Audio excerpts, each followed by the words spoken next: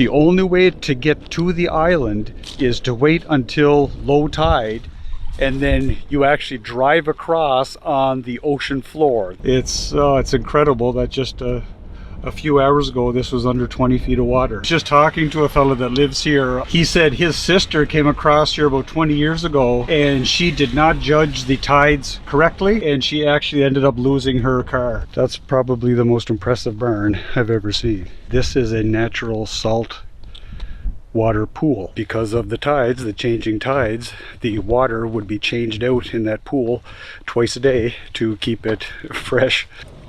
Are you stuck? Are you stuck? Well, this lady's got stuck. I better go help her out. Hello friends, blessings to you. Well, I'm exploring the east coast of Canada. I'm in New Brunswick right now, and down on the south shore of New Brunswick you come to the small town called St. Andrews by the Sea. It's right on the Bay of Fundy. Now the Bay of Fundy has the highest tides in the world. Where I am here, the tide difference between high tide and low tide is between 20 and 25 feet. So I want to show you the tides while I'm here, and also there's one more thing I want to show you. This island over here is called Minister's Island, and the only way to get to the island is to wait until low tide, and then you actually drive across on the ocean floor. But it's under 23 feet of water right now. This is high tide. So in a few hours this tide's going to recede, and we're going to drive straight ahead through here. This is actually the road, and then we're going to end up over there on Minister's Island, and then there's a historic settlement on the island, and we're going to explore that. So I'm going to come back here in a few hours and we're going to drive across on the ocean floor. Well, I'll take you for a quick tour of the town while we're waiting for the tide to go out.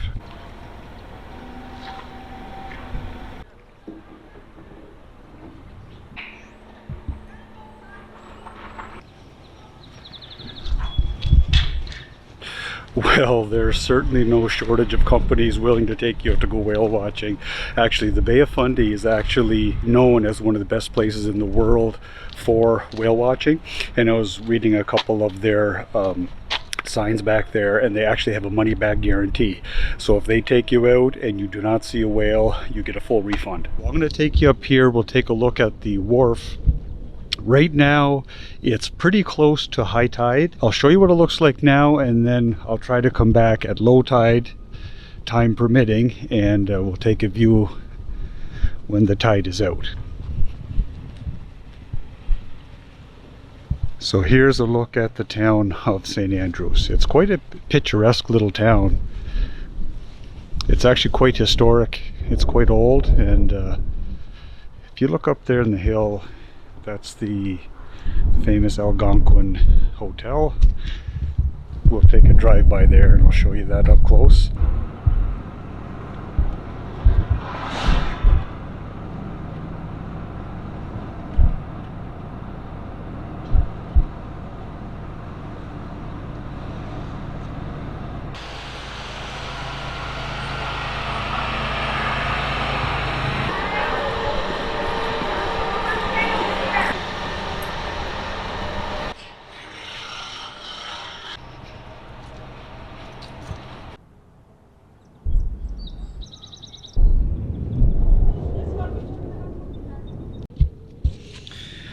Okay, the tide is going out because that was all covered when I first got here.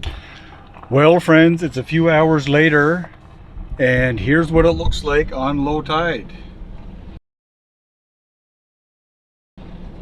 This is the ocean floor, and I'm gonna head across to the island now. It's funny, I was just talking to a fellow that lives here on this side of the shore, and he said his sister came across here about 20 years ago and she did not judge the tides correctly, and she ended up getting stuck on this roadway, and she actually ended up losing her car. She couldn't escape the tide coming in and she lost it. So that was a fantastic conversation to get into right before I drove across here. But it's incredible that just a few hours ago this was under 20 feet of water.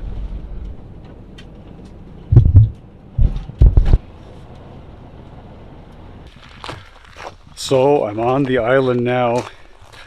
Just a brief history of what the island is about. In 1790, a minister bought this island. It's a 500-acre island to minister to the parish of what was St. Andrews at that time. And then in the 1890s, Sir William Van Horne bought the island and he turned it into his, well, it was a summer home for him, and he had an entire farm set up here. And that's what we're going to go and explore now. You can see that, and then when you come around the far side of the perimeter, you'll see the main house. Yeah, I plan on going that way, and I'm going to try to do the whole loop all the way around. So you can do that, yeah, perfect. Okay, thanks so much for the info. Enjoy. Have a great day. So this is the original minister's cottage. So according to the plaque here, his name was, yeah, Reverend Samuel Andrews. Now, as we were driving in along the sand road to get here, when I saw this off the shore, I actually thought this was the mansion that he lived in, but this apparently is just the barn.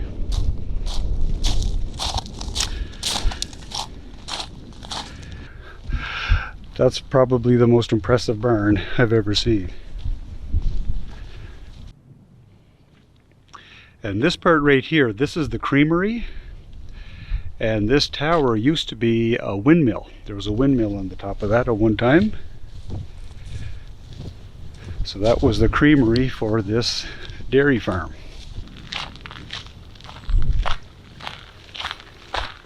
So I'm down to the far southeastern point of the island, and this is the Van Horne summer house. So this is the windmill that pumped water out of the well for the house, and this was the gas well because there was no electricity on the island until the 1960s, so everything was by gas. So they pumped gas into the house they had their own gas well.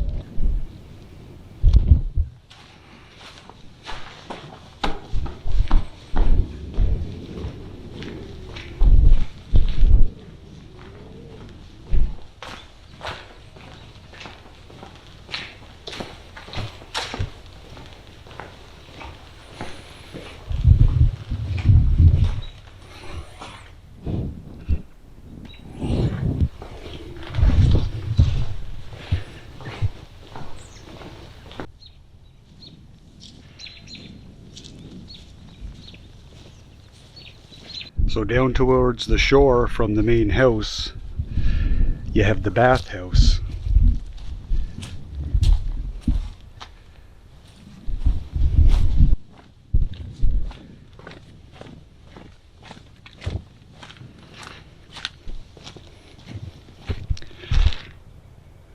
So there's the bathhouse, and they had that spiral walkway that brought you down to here. This is a natural salt water pool, and because of the tides, the changing tides, the water would be changed out in that pool twice a day to keep it fresh. I'll tell you an interesting story. The same fella that I met on the other shore right before I drove across that told me about his sister that lost her car, he said his whole family got stuck on this island once. This was about 40 years ago, and this was before any of this became a tourist attraction. It was just all abandoned then and empty. So he came over here with his whole family, and they did not judge the tides correctly, and the tide came in, they weren't paying attention, and they got stuck here on the island overnight, and it was a storm. He said, so they had to take cover somewhere, so they walked up here to this part of the island where the old house was, and it was all abandoned at that time, so they just walked around until they found an open window, and they crawled inside the house and spent the night there. He said it was kind of creepy. It was abandoned, but all the furniture was there, like, you know, the books and the paintings, everything was there. There was just no people there.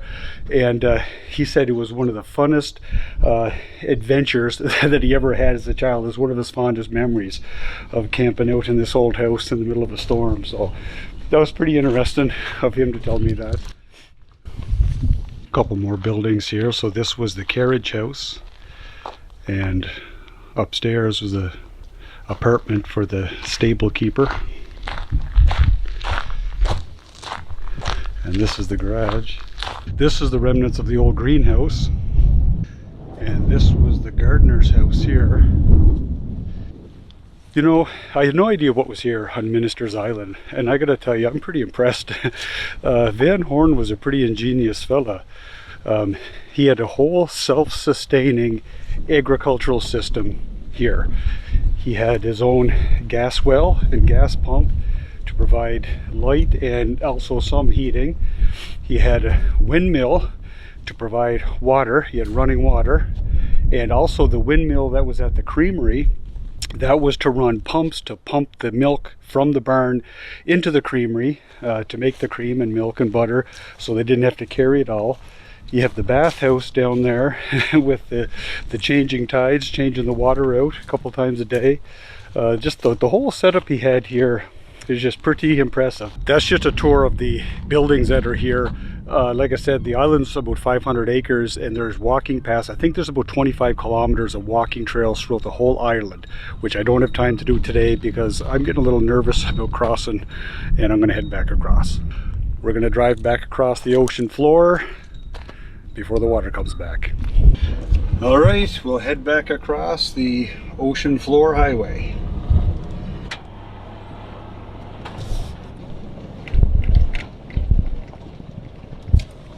Are you stuck? Are you stuck? Well, this lady's got stuck. I better go help her out.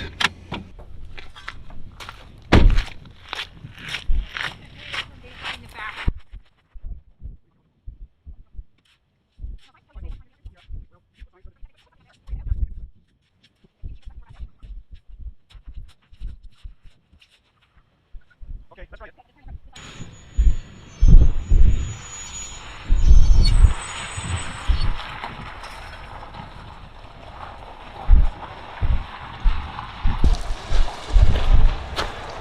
Disaster averted. She's out free. Okay, so there you have it, friends. There's a little tour of Minister's Island, and a little bit of excitement at the end to get that poor lady unstuck, but just keep that in mind. If you do decide to come here, you got to stay up in the hard gravelly part of the road. It is soft beach sand. It's the ocean floor. So yeah, glad we could get her out of that predicament. I just got done telling you about the story about the poor lady that actually lost her car there. So it's good that there's other people around. It is a touristy place, so thankfully she wasn't here by herself. Well, I just came back from Minister's Island, and you can see how far the tide has gone out. From when we were here earlier, you'll get to compare. You can take a look at these two fishing boats that we saw earlier. How much further down they are.